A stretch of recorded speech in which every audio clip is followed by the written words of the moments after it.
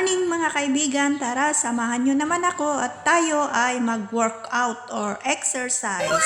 Ito po ay cardio full body. Samahan nyo ako mga kaibigan hanggang sa dulo ng aking pag-exercise. Ito po kasama ko si Kobe, maaga ding nagising. Gumising ako ng alas 5, yun pala nagising na din siya. So ayan, dalawa kami mga kaibigan. Tulog pa yung mga amo ko dyan, kaya workout muna tayo or exercise bago sila magising at bago ko ihanda yung kanilang pagkain na papuntang trabaho. So, ayan po, samahan nyo ako. Kada exercise mga kaibigan ay gawin nating tig 40 or 40 seconds ang bilang ko. Depende sa inyo mga kaibigan kung ilan ang gusto nyong bilang sa pag-i-exercise.